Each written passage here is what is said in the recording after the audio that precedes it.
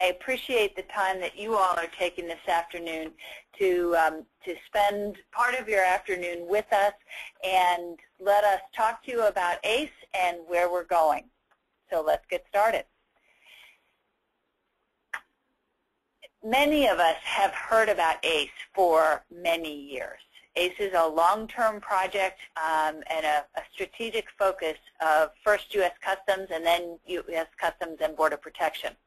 But over the last couple of years, it's taken on even more significance as ACE has become the technical platform for the single window.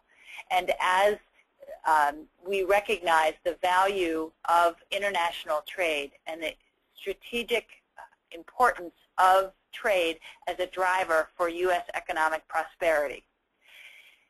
That recognition has brought a high level of engagement.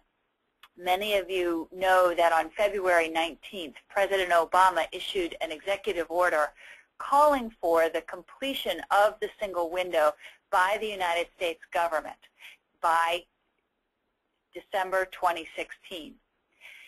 With ACE as the foundation of that single window, CBP plays a significant role in making sure that the capabilities required by 47 different government agencies that are engaged in the process, in the trade process, receive the data that they need in order to carry out their regulatory mission, but also is able to support the collection of that data in one place from numerous parties in the international supply chain. CBP sees over 50 million transactions every year through the automated commercial environment and its legacy system, the automated commercial system, as well as other systems like the automated manifest system and the automated export system. With the modernization of CBP's cargo processing systems, all of these systems will be the technology will be updated and they will be moved under the ACE umbrella. I think this gives us considerable flexibility in meeting not only CBP's needs, but also the needs of other government agencies as well as our partners in the private sector. The executive order that requires the completion of the single window by 2016 places a considerable amount of responsibility on Customs and Border Protection, and by extension on our stakeholders. As many of you know, we rely very heavily on the input that we get from our partners at various trade associations, but particularly through those partners represented on the Commercial Operations Advisory Committee and the Trade Support Network. The technical information, the strategic vision for cargo processing systems, as well as, frankly, the nitty-gritty, thankless tasks that are required in order to build a system that meets all of our needs are really critical to getting a high-quality product by 2016. I want to thank you in advance for your support for those efforts, but also note that we will continue our collaboration with COAC and with the Trade Support Network throughout the completion of the automated commercial environment.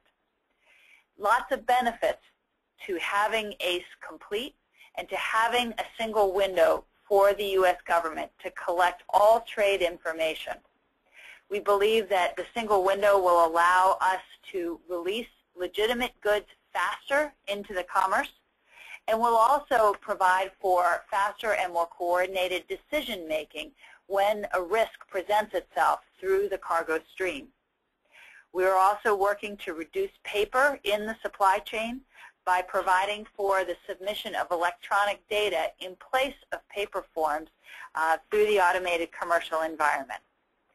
We also want to highlight the ability of the single window to support electronic or automated messaging about the disposition of your cargo. Many times I have been told by the trade community that predictability in the supply chain is key to economic prosperity. That predictability has the potential to significantly reduce costs, make sure that people who are expecting goods on a particular day or in a particular location can actually meet those commitments. And so we believe that the messaging that comes out of the single window back to the private sector and to the trade community about the disposition of goods, or the request for additional information that can be satisfied through the single window, are a win-win for the private sector and the government. We also believe that the single window, by allowing the collection of data in one place, will make the compliance part of the trade process much easier, and we hope much more effective as we go forward, resulting in safer and more compliant goods. Let's talk specifically about where we are with ACE. I mentioned previously that this is a long-term project for U.S. Customs and Border Protection. What we'd like to do on slide 3 is to give you a sense of where we are with the capability in the various parts of the trade process. If you look at what we call the beaker chart on slide 3, you'll see that we've specifically broken out the pre-arrival or manifest data collection effort from the cargo release or arrival part of the process. We've also focused on the entry summary or post-release part of the process. We've attempted to give you a sense of where we are with export functionality, as well as the status of the integration of the other government agencies, also known as partner government agencies or PGAs. When I started with the ACE business office about 18 months ago, these beakers showed functionality, good functionality, complete, but not where we are today.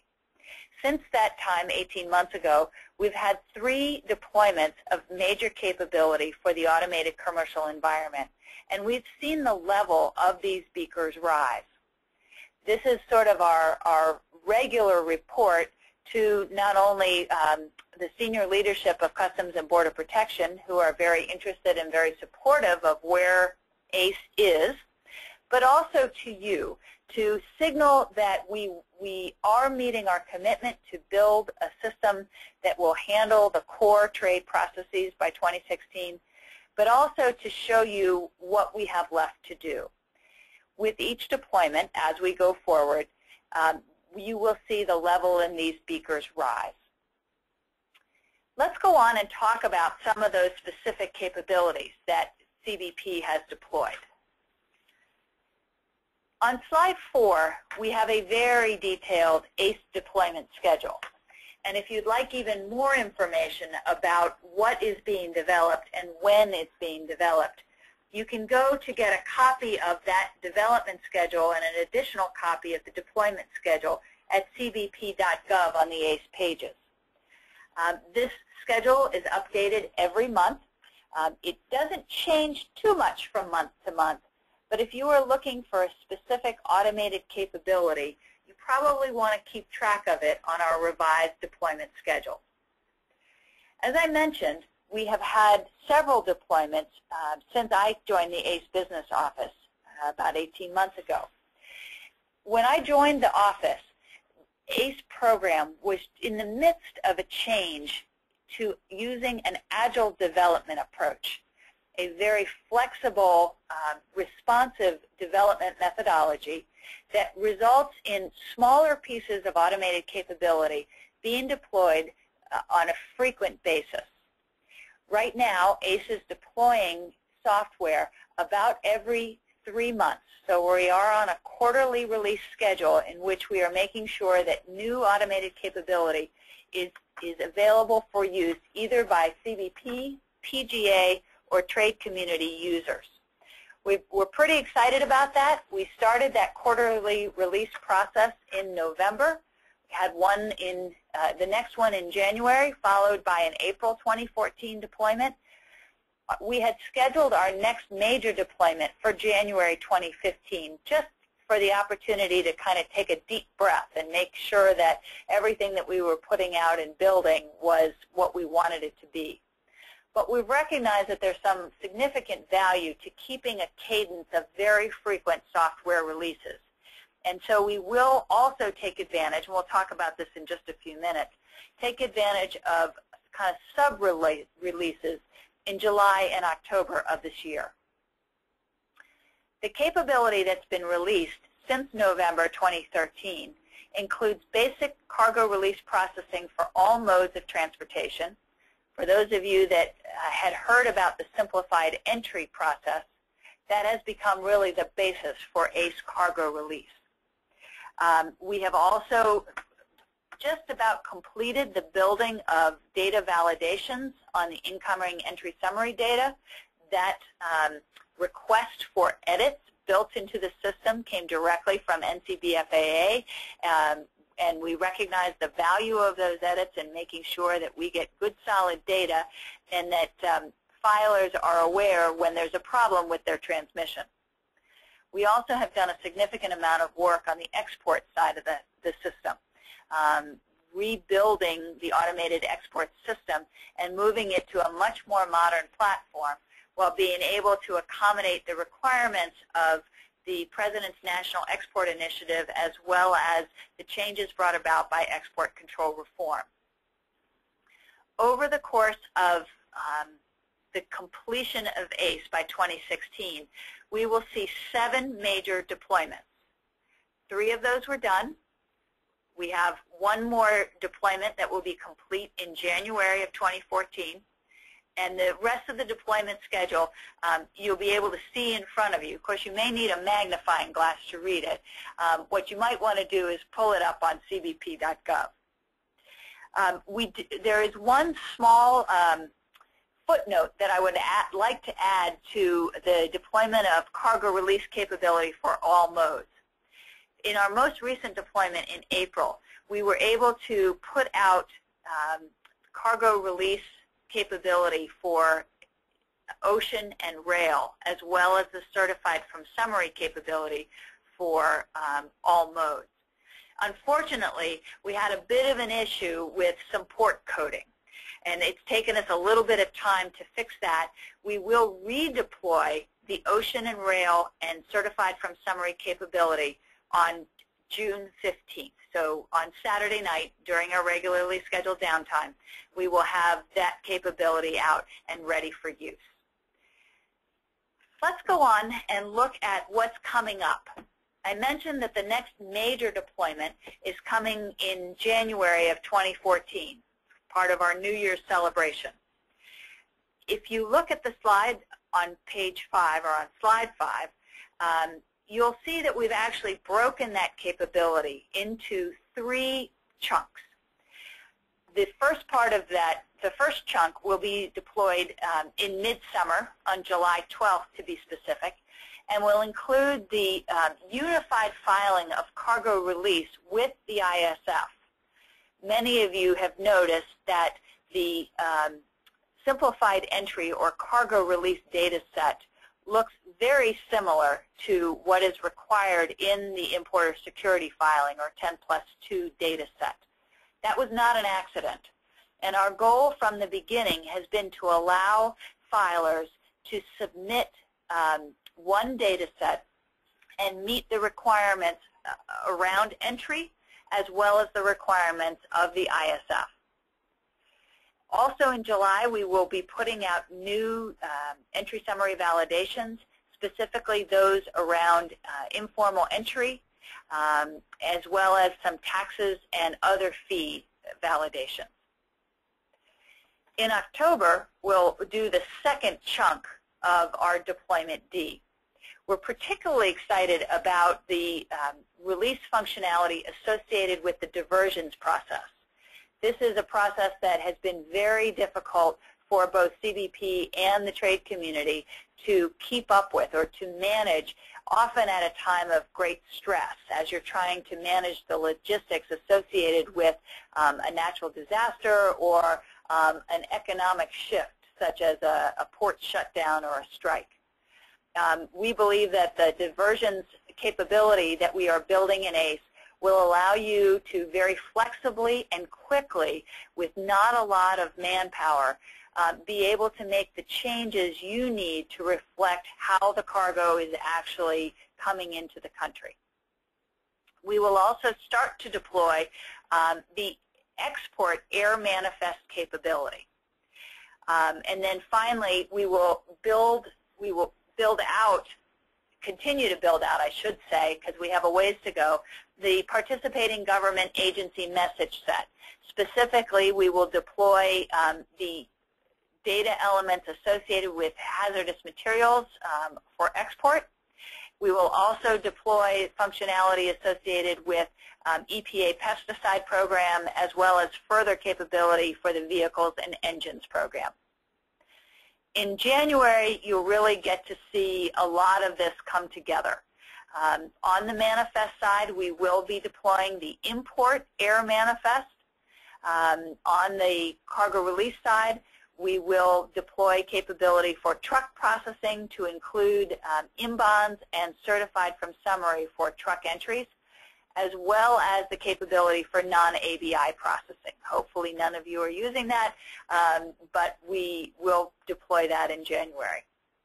On the entry summary side, we will do additional entry types. You can see the details of which entry types on the deployment, on the detailed deployment schedule. Another thing that we will be deploying in January, which we're really excited about, is the e-bond capability, specifically associated with both single transaction bonds as well as continuous bonds. This will be new for us as well as new for you. I'm sure this will not be our last conversation about the details of e-bond in ACE, but I wanted to flag for you that we will have that capability starting in January. We're also doing some work around statements as well as exporter and freight forwarder accounts that will be deployed in January. And finally, the ocean and rail export manifest will be deployed in January. That's a lot of work, and we are quite excited about it. Some of it is a rework of an old process or an old automated capability. In other cases, like in diversions and some of the export work, it's work that you've never seen before, nor have we. And we're very excited about the possibilities that we have to use this automation to streamline the business process. Why are these deployments important? Why are we providing so much information around what's coming and when? The reason is because we will not be operating in two systems forever. And in fact, we will be turning off the ability to file in ACS or the legacy AMS starting in May of 2015. It's less than 12 months from now. So if you file, or if you are looking to file export or import manifest data electronically, as of May 1st, 2015, you must do that electronic filing in ACE, only 11 months away. The next date I want to flag for you is November 1st, 2015, less than a year and a half away. That date is important because it is on that date that we will require the use of ACE for electronic filing of cargo release data and the associated entry summary filings. We do intend to have the bulk of the partner government agency requirements met in ACE. Sorry, those agencies that have requirements around release will be able to be met in ACE. We are working very closely with agencies like the Food and Drug Administration, EPA, Fish and Wildlife Service, and so that date is coming. We have a little time to prepare, but I want to be sure you're focused on that November 1st, 2015 date. The final date, the final mandatory transition to ACE date, is October 1st, 2016. And everything else that wasn't available in ACE before the summer of 2015 will be used in ACE by October 1st, 2016. I do want to note that the electronic manifest filings we recognize that there are a number of regulatory changes that are required around the use of electronic filing of export manifests. So since paper is still allowed for those, we will still, as an agency, provide for the acceptance of paper export manifests. But if you want to file electronically, and we believe that that gives you a distinct business advantage, you must file in ACE. Filing in ACE, not that hard, but moving all of your software processes and making sure that your business processes, when you're filing in ACE, have been updated and modernized is often a heavy lift for filers. One of the reasons that we started talking about these mandatory dates last August is to give you plenty of time to prepare. We believe it's our responsibility also to help you prepare and provide you with enough information about what the system's going to look like, what the data formats are, as well as to make sure that you're aware of what the new capabilities are and when they will be available. That's really the intent of today, as well as the intent of a variety of resources that are out there, including cbp.gov, messaging that we put out, as well as a lot of outreach that we do, not only to NCBFAA, but other trade associations. I want to strongly encourage you to work with your software vendor, work with your clients to make sure that they have a plan to transition to ACE. It can be done. We have a number of filers, large filers and small filers, who have successfully moved nearly 100% of their entry filings into ACE. It can be done, but it does take some planning. It does take some thoughtful consideration of how you want to go about structuring your automated approach as well as your business processes in light of the capabilities available in the modernized ACE. Let's turn to slide 7 and talk a bit about how you might get started in building your plan. For those of you that are brokers or self-filers or carriers, there's really 2 ways that we would recommend. One is making sure that your software provider has the ability to support filing cargo release, entry summary, and manifest transactions in ACE. We have been working very closely with a number of the software vendors to make sure they understand from a technical perspective the opportunities and the challenges that ACE presents. We've provided a great deal of technical information in the implementation guides, which can be found at cbp.gov. And we have worked hand in hand with NCBFAA to support 2 software vendors conferences over the last 18 months to make sure that the vendors, again, understand what's available, what's coming, and what they need to do to be ready. We also would suggest that you give your client rep a call and make sure they're aware that you are interested in filing an ACE. They can walk you through the process and the system certifications that will need to be done before you start to electronically transmit data through ACE to CBP and the other government agencies. If you are by chance an importer and happen to be on this webinar, but you are using a broker or a service center, you should contact them to transmit, to figure out, to start your planning process. If you are not getting the kind of answers you think you need from your service providers, please feel free, and you don't know who your client rep is, please feel free to call the client rep main number here at CBP at 571-468-5500. I'll give that to you again just in case you don't already know who your client rep is. They can be reached at 571-468-5500. I'd like to give you a little sense of the where we are with those transitions already in ACE. At the end of fiscal year 13, we had approximately 26% of the eligible entry summaries being filed in ACE. So you all probably know at this point that you can file over 95% of your entry summaries in ACE because we've provided the capability for type 01s, 03s, and type 11 entries. And what we see on a daily basis is 95% in those 3 entry types. Of those entries, at the end of fiscal year 13, as I mentioned, we had 26% being filed in ACE. Good number, but if we're going to turn off the legacy systems in 2016, that number has to grow. And it has grown. Over the last couple of months, we have seen that number rise to 35%. Good number, but we still have more work to do. I would strongly encourage you to dip your, for those of you that haven't been filing an ACE, dip your toe in the water. Not too cold, not too hot, just right.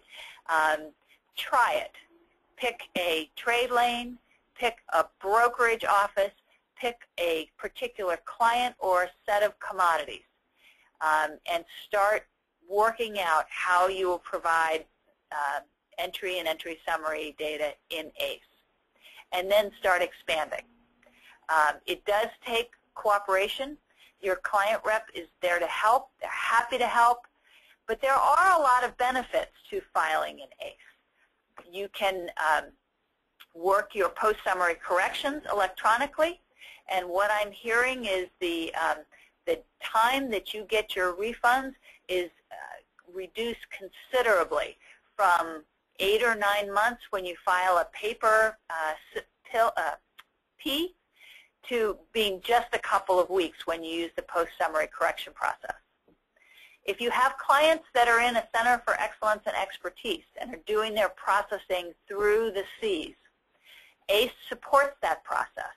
You'll see even greater benefits to participating in the Cs if your entries are in ACE. They're a whole lot easier to manage, and I think from not only the CBP perspective are they easier to manage, but they're easier for you. And the final area that I think that you will see a lot of benefit to is the transparency that you can now have into your data. We've been working really hard to make sure that the ACE reports and the ACE portal give you really good visibility into your transactions and how we are responding to your transactions. There are some great reports in there. I think if you use those reports and work the analysis on that data, you'll see where you're getting rejects, where you're getting delays. And you can work both with CBP as well as in your own business process to make sure that things are as streamlined and as efficient and consequently as cost efficient as possible. So we really do see some significant benefits with ACE. I think that by and large, CBP has been able to address just about every single item on the prioritized list of functionality that NCBFAA provided to Customs several years ago. You are essentially able to process most of the entries in ACE with the turn-on or the return on of the cargo release capability for ocean and rail. I think you're pretty much able to get the bulk of what you need to get done in ACE. So I would strongly encourage you to work your plan your work your plan, as they say. We're here to help, and please feel free to reach out to your client rep or to any of the ACE staff. Members of the TSN trade ambassadors, very willing to ask and answer questions. Some of our best advocates are those members of the trade community that have taken the time to start filing in ACE and have been able to see some significant benefit there. So I strongly encourage you to get on board. So right now, I believe we have the ability to take questions in via the webinar. We have a couple come through. First question is, can we file entries in ACE that require PGA reporting? And the answer is a qualified yes. If you have entries right now that have EPA vehicles and engines or ozone depleting substance requirements associated with them, and you are filing in the ports of Long Beach or Newark, you can use ACE. Also, for those of you that are filing entries with FSIS meat, poultry, and egg reporting requirements in the pilot ports identified by FSIS, and I believe they are Detroit, Houston, and Champlain, with expansion to Philadelphia in the very near future. What we are essentially doing with the partner government agencies is to work with them to get the automated capability to accept their data, either through DIS or through the PG message set, build that capability, and then test the technical ability to accept the data, and also make sure from an operational perspective that either our officers or the PGA personnel are able to use the data effectively to make their release decisions. So we're doing those really in small chunks, which is part of the reason that we're in a limited number of ports with EPA and FSIS, but we're also looking to, when we test something, make sure that it gets a volume test. So we are picking some of the larger ports used for filing those transactions. And what I would say, we are working very closely with a number of other government agencies. And if you go back and look at the high-level ACE deployment schedule, or go to cbp.gov and look at the schedule, you'll see that the PG message set deployments are detailed by agency. When the development for that agency is completed and deployed, you will have the ability to file entries that have those PGA reporting requirements associated with them. So that will continue to grow, and if in fact that reporting requirement is a condition of release, we do expect that all of that will be built by July of 2015, in time for the July deployment. The next question that we received had to do with reconciliation entries. And again, we have a, if you will look at the detailed deployment schedule, you will see the reconciliation entries being deployed over the next 6 to 8 months or so, with deployment coming in July of 2015. Next question. This is a great question. Will filing of export licenses be required to be done in ACE? Usually I get that question, can we file our export licenses in ACE? So unfortunately, we will not be programming the license application process into ACE. Those processes will still be managed by the relevant agencies, such as DDTC or BIS, etc. However, we are linked very closely with DDTC, BIS, Census, in order to provide a link so that we have access to the data on that license. And if, in fact, there is a decrementing or other tracking function associated with the license, we are building that capability in ACE. So you will continue to use the license application system that you currently use, but you will see the use of that license data as part of the processing done through ACE. Next question. Will the Fish and Wildlife EDEX system be integrated into ACE? My education, and I've spent a great deal of time with Fish and Wildlife Service over the last 6 months, is that there is quite a bit of capability that Fish and Wildlife Service uses to manage things outside the import process. Those things will continue to be managed in the EDEX system, I believe. However, we are working with Fish and Wildlife Service to ensure that the data elements that they currently require on their forms are collected through ACE. For most of you, as part of your ABI filing. That capability, our work with Fish and Wildlife Service, should be deployed again in July of 2015.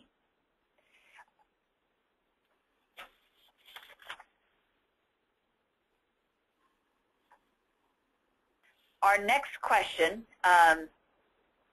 is there an established transition timeline for expedited release systems such as brass and line release? Actually, we have built the capability already or are building it now for those expedited release systems or expedited release programs. In the truck capability, those programs you should not see significant change in when the truck capability is modernized. And so it should be transparent to you. So there should not be a very obvious transition. Business should work as normal. I know a lot of you and your clients rely on things like fast and brass and line release. From a policy and an operational perspective, CBP is not looking to disrupt those programs and is not looking to change the automation. So I got a question also about bonds, and so I'm going to ask Monica Crockett, who has also joined us, really to back me up. So Monica, the question is, as a common carrier, how can we control bonds issued against our firm through ACE? Okay, I believe that question actually goes with the in-bond capabilities that we have today on the manifest side, and we do have capabilities that allows you to control who uses your bond, where they use your bond, for how long they use your bond. Those capabilities exist today. Okay, thank you very much. Post-summary corrections.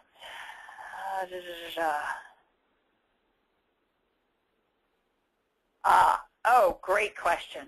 Getting really complex here. Okay, so the question is, in a post-summary correction situation, when a simplified entry, or let's just call it an entry, needs a correction to, I assume, add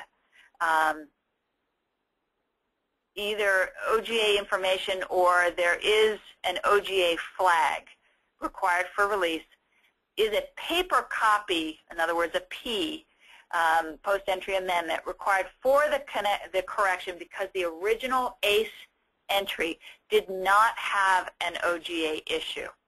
I think I can answer this question, but Monica, I'm going to ask you to weigh in on how we're handling post-summary corrections now and potentially in the future when we have more of the PGA transactions coming through. That one is a bit of a tricky one. It's recently popped up where we've seen a few of these come up. I've been working closely with the policy side to nail down exactly what procedures they would like to see happen. I agree it's a bit of a sticky point where you've submitted everything, there was no OGA data, now you need to make a correction. There is OGA data, and that's not transmitted through ACE. I would say give us a chance to continue to work through the process to determine exactly how that should happen. I will make sure we follow up with instructions on what should be done. I'm continuing to work with policy on that question. Thank you very much. So the next question that we have is on the export side, and the question is, now that AES has moved under ACE, does it change in any way, does AES change in any way, or will it stay the same? So as I mentioned, we did some significant modernization of the automated export system, which should have been relatively transparent to you all in what was required and how it was required to be filed. I do believe that as we get the export reports built, which should be deployed in January, you will see greater capability, and then we will also have the ability to file the export manifest electronically through ACE. That will be a fairly significant change for many as we go forward.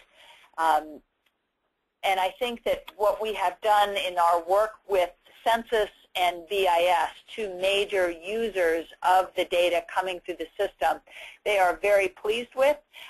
They are also recognize that they should be able to make better decisions based on what they're seeing in ACE, and hopefully have to ask fewer questions, and will be able to expedite their requirements and their decisions.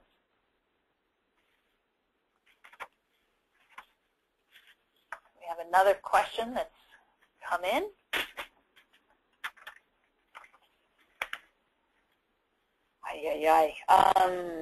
Okay, good question. We may have to get back to you. So, Monica, let's listen, and if we can't answer, maybe this is one that we need to add to our frequently asked questions. So the question is, will the port code change functionality be available for rail shipments in ACE? Currently, rail shipments that divert to an alternate port after BCS processing have to be canceled and reprocessed on a new entry.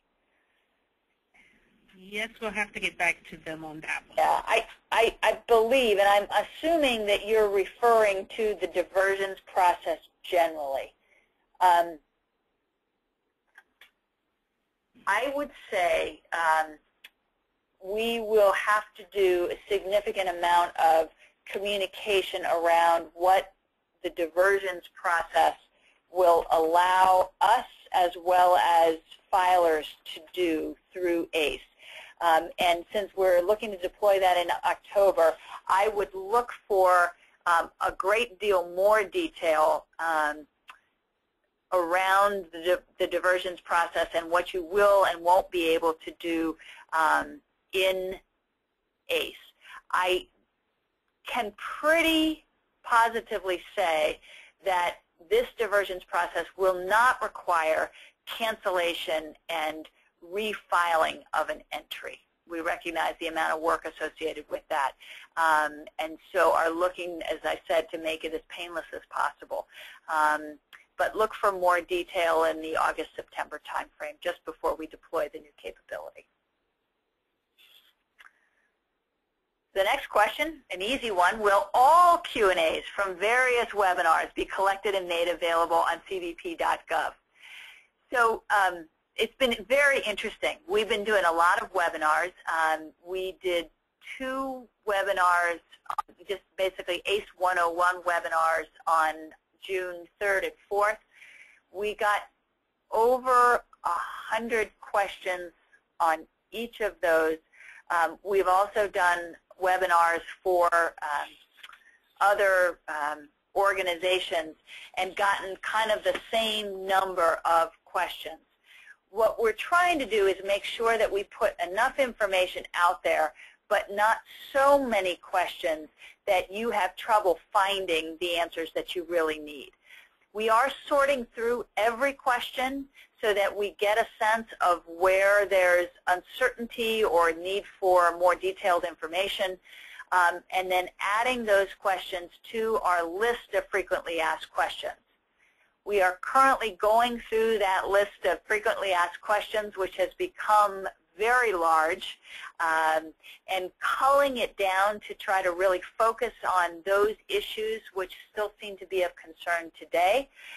We will continue to refine those and add to those as we do webinars and conferences and training sessions to make sure that we've shared.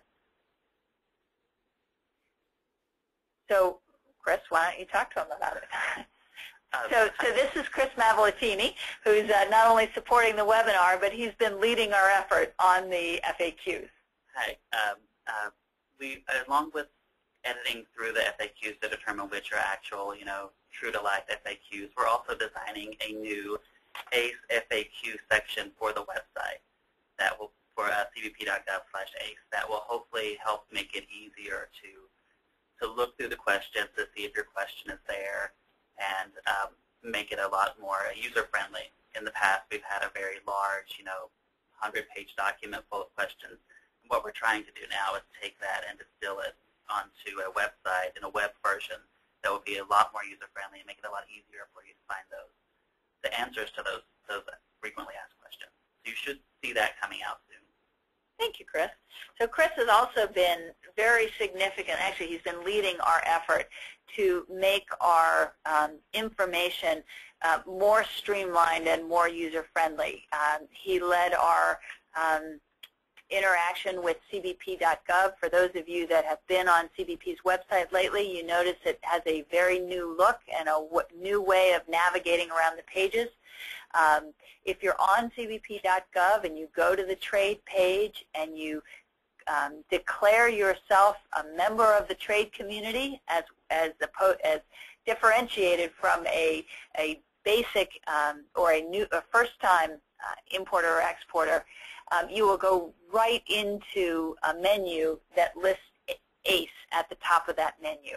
There's a lot of good information. Hopefully we provided it very clearly, but it is streamlined over what used to be on cbp.gov.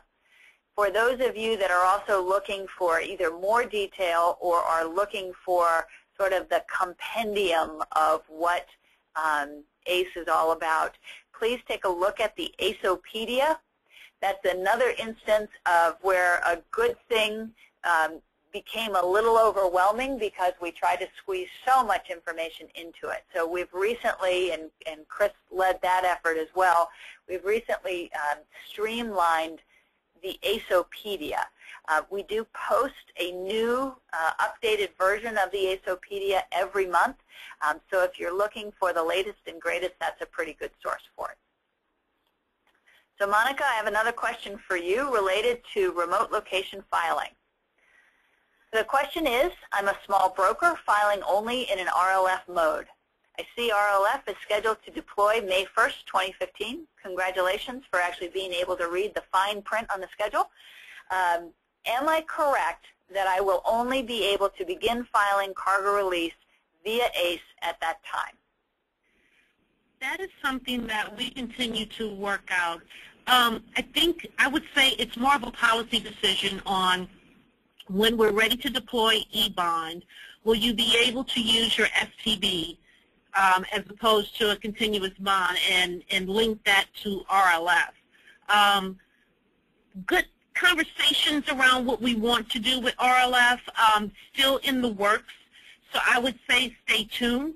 But I'm thinking we're leaning more to making it more available, opening it up a little bit. But with e-bond coming on board, that might be a really good opportunity to expand it. So I'll continue to work with Vinny Annunziato. He's the product owner for Cargo Release, as well as our policy office to see where we can take this.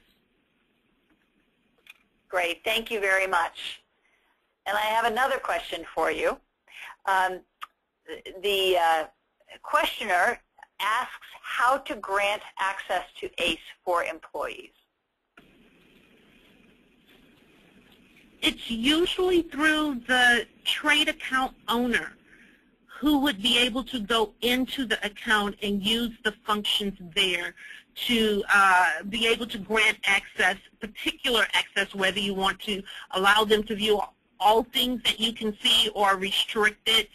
There's ways to restrict access where it's kind of view only. They can only see certain reports. but the exact functions, I would say, give us a chance to get something out to you guys. We can probably follow up with this webinar on instructions on how to do that, because we do have that within our comms team. We do have instructions on exactly how to grant access. So, Monica, I think you raise an issue that I should have spent a little more time on. And actually, if you look at the back of, or the couple of slides towards the back of this presentation, there's a number of references and resources that are available to you that answer some of these questions or give you more detailed instructions. So on slide 10, we talk about the Cargo Systems Messaging Service, or CSMS messages. And we at CBP tend to use these for a variety of information, but its main purpose is really to update you about what is going on with ACE. And that can be everything from an unexpected downtime situation to, we have a webinar that's going to be given, to more detailed instructions about how to handle GSP claims in the current GSP environment. And there's information, there's a link to a website that you can use to sign up for CSMS. If you're not on that, I would strongly recommend that you get on it. Lots of good information. Unfortunately, way too many emails in your inbox, but better to get an email a couple of times than not to get it at all. On slide 11, we have the page sites for the technical information that I referred to before. These are the implementation guides as well as the CATER, along with the list of software vendors. I did get a question related to software vendors and how the change to the ACE platform affects brokers. If you are a broker who does not program your own software, you, I'm sure, have a relationship with a vendor, a software provider, that you use to get the software needed to file your ABI entries. That software provider should be, if they're not already, developing the capability to support all of your interaction with the new ACE functionality. If your software vendor is not developing that capability, then you have either to ask more questions about what the schedule is, or you need to take a look at our list of certified software vendors, which is also listed on cbp.gov, and the link is at the bottom of page 11, to make sure that you understand which software vendors are producing software that can be used to file in ACE. And so yes, for many of you who do not program your own software, you will be working, you will need to work with a software vendor that has developed the capability to file in ACE. The last slide of the deck, slide 12, has a number of other resources, or actually pulls all the resources together. And I would point out that things like the portal application, which is really your window into ACE, along with the web-based training. We have a lot of training resources that are available online, and I would encourage you to take advantage of those. We've talked about the CSMS messages, as well as the information available on cbp.gov. Again, the training and reference guides, the technical information, as well as the Federal Register notices for those of you that pour through line by line the legal requirements associated with ACE. And those Federal Register notices have been coming fast and furious, but they contain great information about the capabilities in ACE. Let's see.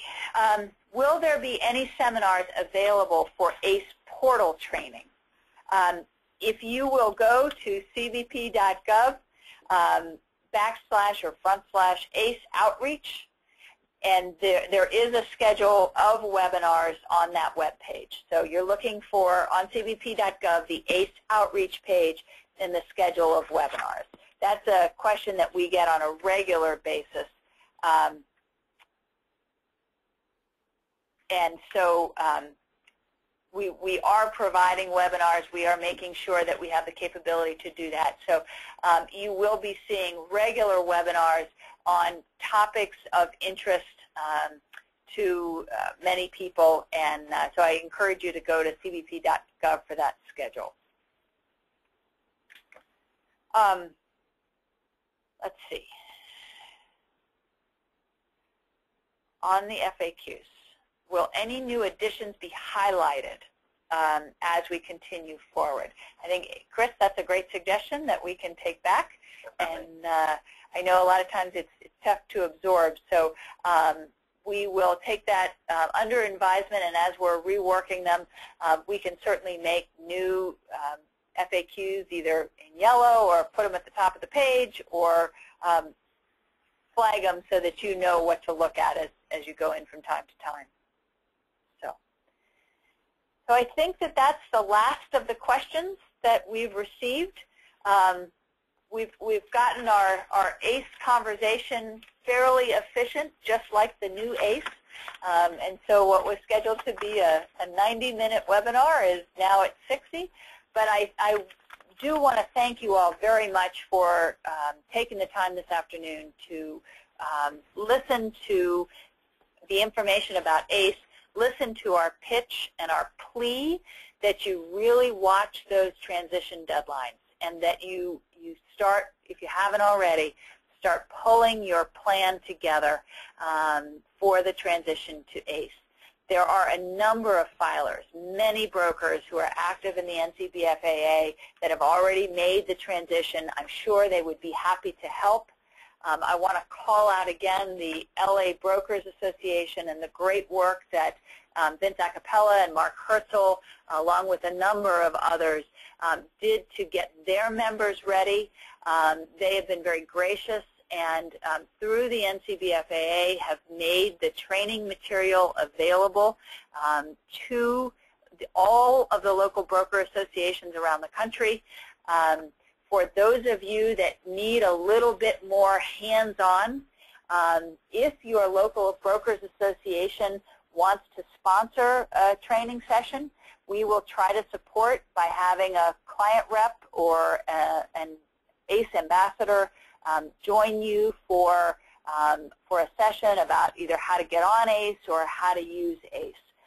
We'd be happy to do that. We are really enthusiastic about the system. We think it has good capabilities. We recognize that when we put new software out there, we put out the best software that we can build, but what we really need are for people to use the software. So if it doesn't do what we as users need it to do, we are committed to making those fixes as quickly as we can. The deployments will continue to come fast and furious, and so you should see the level in those ACE beakers rise over the next 15 months or so. So again, thank you very much. Thank you to NCBFAA for hosting us today. Have a good afternoon.